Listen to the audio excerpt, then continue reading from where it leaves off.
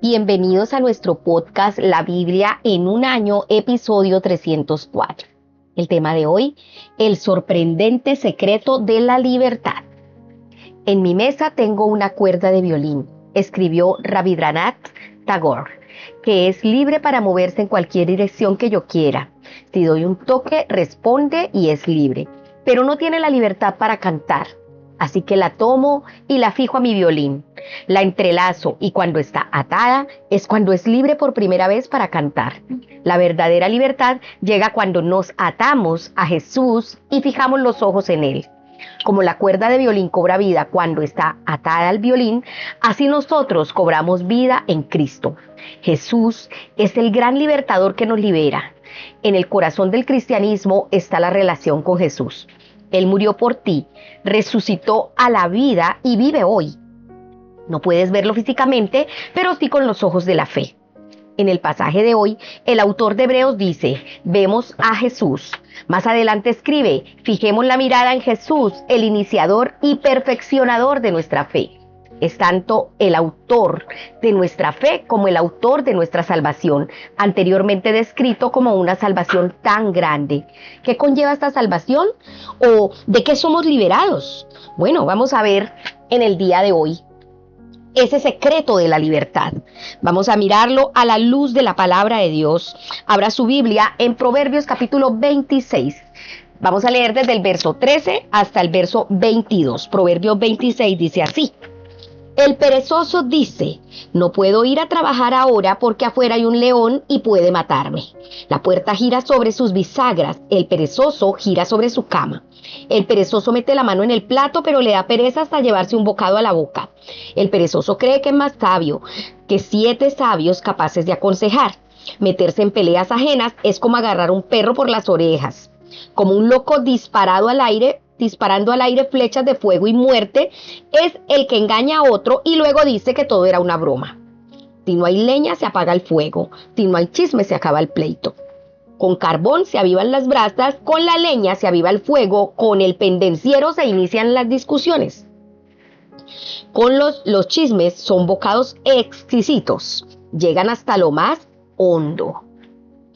Amén. Bueno, vamos entonces ahora al primer punto. Estudiemos un poco este pasaje que acabamos de leer. El primer punto es libertad del miedo. Como cristianos no debemos temer. Nunca deberíamos permitir que el miedo al enemigo nos ralentice. El autor de Proverbios dice el perezoso, hay una fiera en el camino y por las calles un león anda suelto. Todo ministerio cristiano se enfrenta a fieros leones. No te dejes arredrar por el miedo que lleva a la inercia y a la falta de actividad. Jesús nos libera para avanzar sin miedo a la oposición. La libertad es la antítesis de la apatía. El escritor continúa advirtiendo contra todo tipo de pereza. Nos advierte de que no debemos involucrarnos en los pleitos de otras personas. También nos amonesta contra los chistes que conllevan a contar mentiras. La mejor manera de sanar un pleito es detener la murmuración. Sin murmuración, un pleito se apaga, igual que sin madera, un fuego se extingue. Es muy tentador escuchar los chismes porque los chismes son como ricos bocados, se deslizan hasta las entrañas. Pero escuchar los chismes es tan malo como chismear. Igual que receptar bienes robados es tan malo como robar. Por eso debemos tener mucho cuidado cuando compramos artículos de dudosa procedencia, porque muchas veces son robados y por eso se encuentran más económicos. Porque es el mismo pecado que robar, comprar artículos robados. Aquí hay sabiduría sobre cómo sanar una disputa. Dice, nunca añadas más fuego, sé más bien un pacificador. Vamos a orar. Vamos a pedirle al Señor que nos ayude en esta área de poder tener libertad del temor, libertad del miedo, ser libres de la pereza, ser libres de las contiendas, ser libres de las disputas. Amado Señor, quiero darte gracias porque por medio de Jesús puedo ser liberado de mis miedos, de mis temores. Ayúdame a ser valiente ante la oposición y nunca dejar que el miedo me ralentice. Nunca dejar que el temor me ate o me haga paralizar, sino que mantener, Señor, siempre puesta mi mirada en ti, entendiendo que tú eres quien me hace avanzar. Ayúdame, Señor. Te lo pido en el nombre de Jesús. Amén. Ahora abra su Biblia en el Nuevo Testamento, en el libro de Hebreos, en la carta a los Hebreos, capítulo 2. Vamos a leer versículos 1 al 18. Hebreos capítulo 2, versos 1 al 18. Estamos leyendo en PDT, Palabra de Dios para Todos. La grandeza de nuestra salvación. Por eso debemos prestar más atención al mensaje que hemos escuchado para que no estemos a la deriva. Recuerden que Dios confirmó la enseñanza que dio por medio de los ángeles y que la gente fue castigada cada vez que la desobedecía. Entonces, ¿cómo escaparemos del castigo si despreciamos ahora la gran salvación que hemos recibido? El Señor la anunció primero y luego los que la escucharon de Él nos confirmaron que era verdad. Dios también la confirmó utilizando señales, maravillas, diferentes milagros y dones que atribuyó según su voluntad por medio del Espíritu Santo. Cristo se hizo hombre para salvarnos. Además, Dios no sometió al control de los ángeles el mundo venidero del cual estamos hablando. Hay un lugar en la Escritura donde está escrito: Dios, ¿por qué te acuerdas de los seres humanos? ¿Por qué te preocupas por el Hijo del Hombre? ¿Es Él tan importante? Durante breve tiempo lo hiciste un poco menos que los ángeles. Tú lo coronaste de gloria y honor. Pusiste todo bajo su poder. Así que aquí todo significa que no hay nada que Él no gobierne. Sin embargo, no vemos todavía que esto se haya cumplido. Pero sí vemos que Jesús fue hecho durante breve tiempo un poco menos que los ángeles y ahora ha sido coronado de gloria y honor porque sufrió y murió. Por el generoso amor que Dios tiene hacia nosotros, Jesús tuvo que sufrir la muerte para bien de todos. Dios hizo todo lo que existe para su propia honra y quería compartir su grandeza con muchos hijos. Así que era conveniente perfeccionar a Jesús por medio del sufrimiento, porque Él es quien los lleva a la salvación. Tanto los que son purificados como Jesús, quien los purifica, tienen el mismo Padre. Por eso Jesús no se avergüenza de llamarlos sus hermanos. Cuando dice, hablaré de ti a mis hermanos, cantaré tus alabanzas cuando ellos estén reunidos, también dice, pondré toda mi confianza en Él. Y dice además, aquí estoy y conmigo están los hijos que Dios me dio. Los hijos de una familia son gente de carne y hueso. Por eso Jesús se hizo de carne y hueso igual que ellos. Solo así pudo morir y con su muerte derrotar al diablo, quien tenía el poder de la muerte. Jesús se hizo hombre para liberar a los hombres quienes habían estado esclavizados toda la vida por temor a la muerte.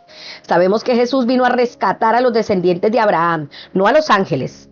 Por lo tanto, era necesario que Jesús fuera igual a sus hermanos en todo sentido.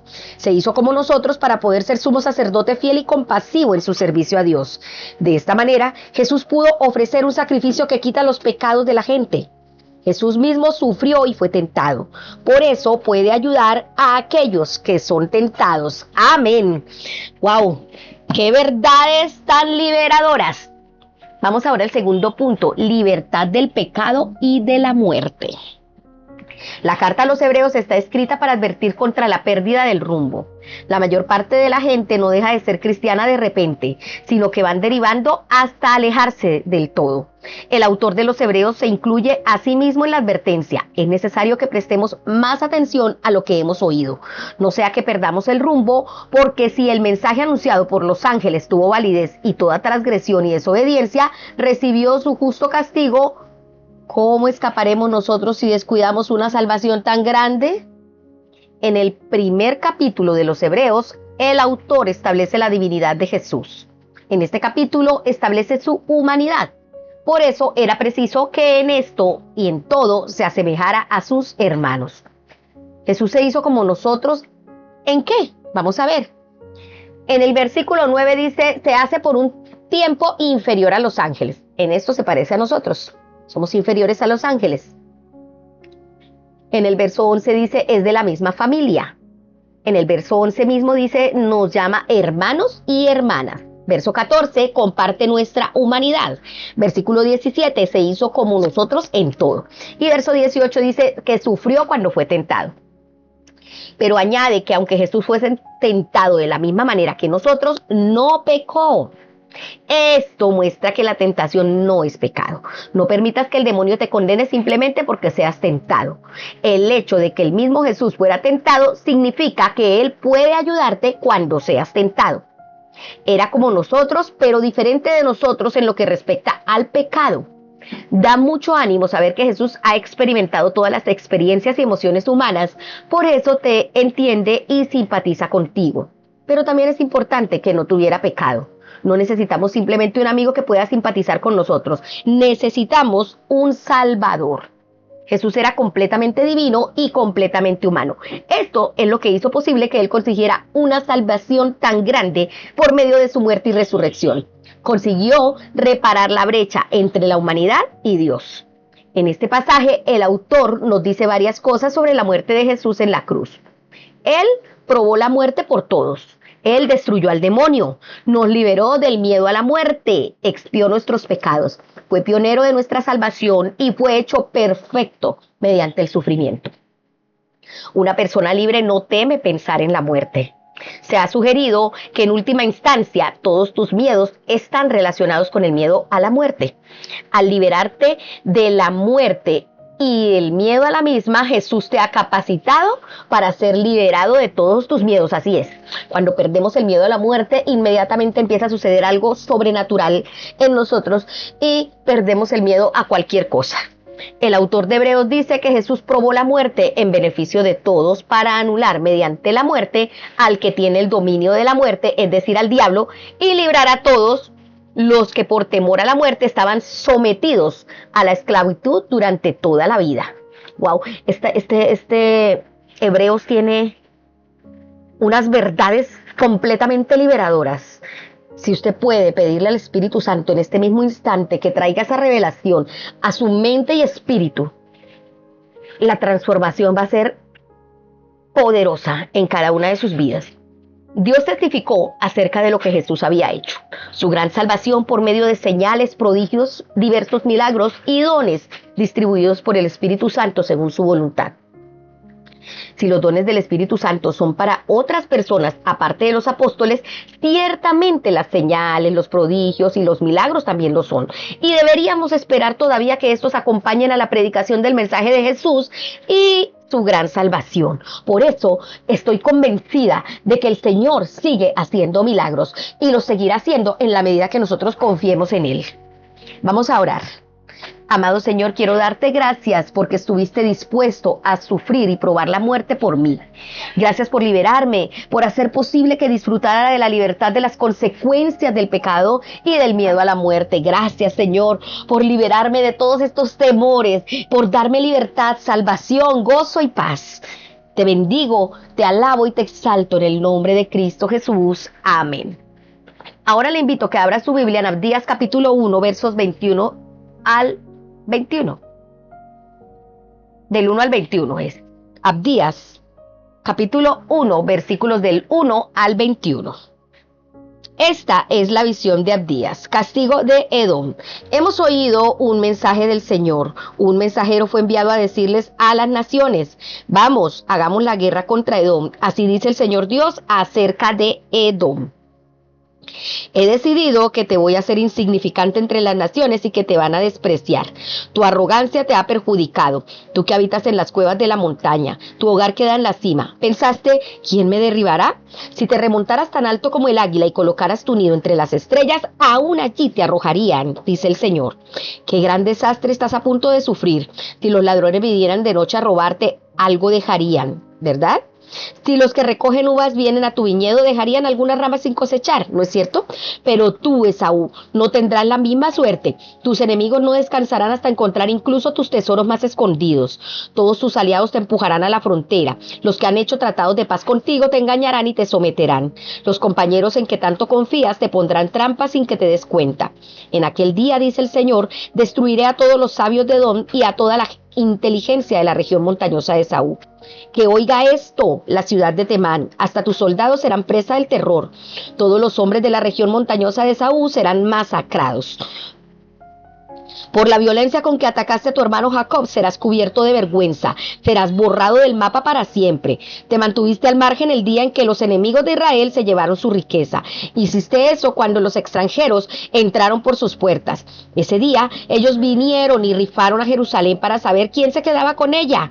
Tú, Edom, fuiste como uno de ellos. No te burles de tu hermano en el día de su desgracia. No celebres cuando acaban con los de Judá en el día de su ruina. No hables con altanería el día de su angustia.